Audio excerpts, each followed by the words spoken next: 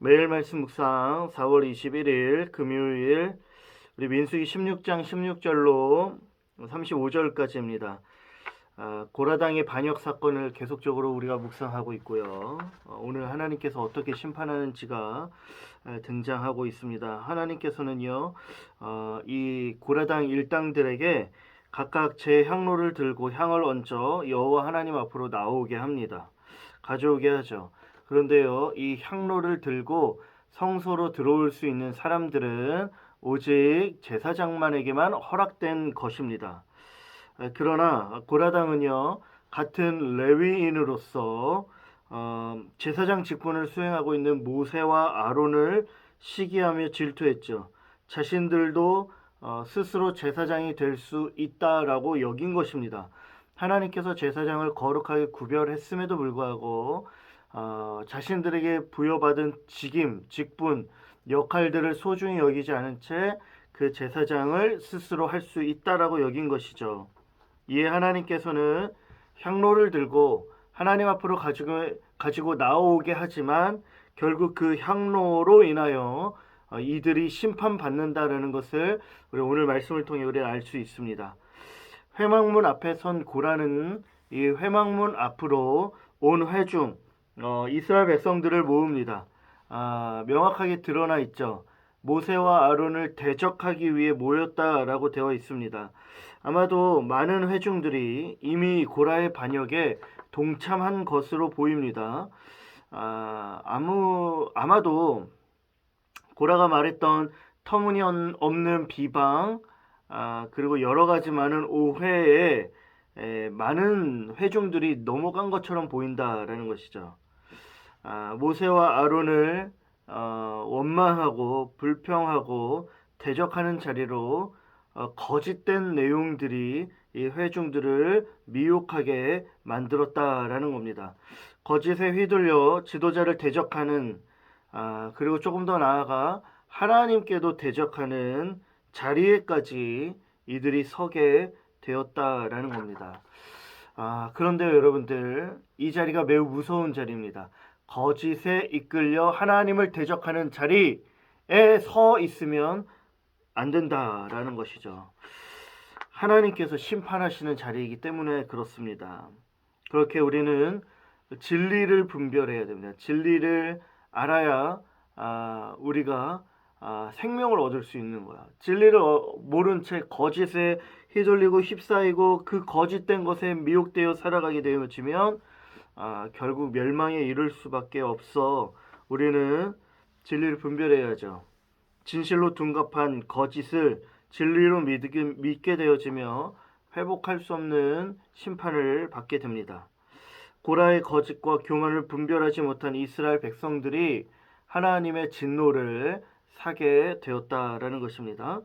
하나님께서 이러한 이스라엘 백성들을 온 회중에게 심판하려 하시죠. 진노하려 하십니다. 모두를 멸하려고 하십니다. 하나님을 두려워하지 않는 백성들을 심판하시려고 하는데 이 순간 모세가 하나님 앞에 엎드려 기도하기 시작하죠. 회중들을 위해 기도합니다. 하나님, 이 모든 회중들을 용서해 달라 외치는 것입니다. 한 사람이 범죄하였는데 온 회중을 멸하시나이까 하며 한 사람의 그 범죄한 것에 대하여만 심판해 달라 요청하고 있죠. 여러분들, 모세의 위대함이 여기에서 등장하고 있습니다. 모세는 여러 차례 이스라엘 백성들을 위한 기도를 했습니다.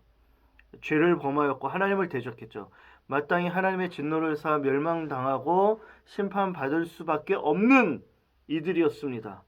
금송아지 사건 때도 그랬고 가네스 바데아 사건 때도 그랬고 오늘 사건 때도 그런 거예요. 그런데 그 모든 순간순간마다 모세의 기도가 있었습니다. 이 백성을 용서하여 주옵소서, 하나님의 심판을 멈춰 주옵소서. 하나님께서 이 기도를 들으시죠. 그리고 회중을 향한, 이스라엘 백성들을 향한 심판을 멈추십니다. 놀라운 기도인 것이죠. 놀라운 지도자의 모습인 겁니다. 자신을 비방하고 대적하기 위해 모인 자들이에요. 그럼에도 불구하고 저들을 용서해달라, 하나님 멈춰달라 요청하고 있다라는 것이죠. 모세의 연약함과 부족함이 있었습니다. 그러나 그 마음 안에는 백성들을 사랑하는 영적인 지도자의 마음이 있었다라는 것이에요. 영적인 지도자에게 꼭 이러한 마음과 또 모습이 필요합니다. 가장 위대했던 우리의 지도자 예수님께서 이 모습을 가장 잘 보여주셨죠. 십자가에 달리시는 그 순간 속에서도 십자가를 매달리게 한 저들을 하나님 용서해 달라고 외쳤던 분이 예수님입니다. 하나님의 진노를 멈추게 하는 자, 백성을 구원하고 백성을 살릴 수 있는 영적인 지도자가 될 수 있어야 한다라는 것입니다. 회중을 향한 심판은 멈춰졌으나 고라와 다단, 아비람에 대한 심판은 무섭게 이어지게 됩니다. 하나님께서는 회중들로 하여금 이들의 장막에서 떠나라 말합니다. 하나님의 심판으로 말미암아 다칠까 염려함이죠. 그들의 물건을 하나라도 만지지 말라라고 말하며 떠나라라고 합니다. 그런데요, 여러분들, 고라와 다단, 아비람의 가족들은 떠나지 못합니다. 그리고는 하나님의 심판이 어떻게 임하는지 모세가 이야기하죠. 이 심판이 사람의 사서로운 임의로 말미암아 이루어진 것이 아니라 하나님께서 행하신 것입니다. 라는 것을 말해주는 거예요. 그 내용이 무엇입니까? 땅이 갈라져 그 가속들을 삼켜버린다라는 거예요. 이 말이 맞춰지자마자 땅바닥이 갈라지고 고라와 다단, 아비람의 모든 가속과 재물들을 다 삼켜버리죠. 하나님의 심판이 그들에게 임한 것입니다. 스스로 높아져 하나님을 경외하지 않은 이들의 최후이죠. 뿐만 아니라 이들을 대적한 250명, 향로를 가지고 성소 앞에 들어온 그들, 그 향로에 불이 올라 그 250명 모두를 불살라 버리죠. 교만의 결과 심판입니다. 고레당의 반역 사건이 마무리되어지고 이 심판 앞에 모든 백성들이 놀랍니다. 우리에게 주는 명확한 메시지는 단 한 가지 있어요. 교만하지 말아야 한다는 겁니다.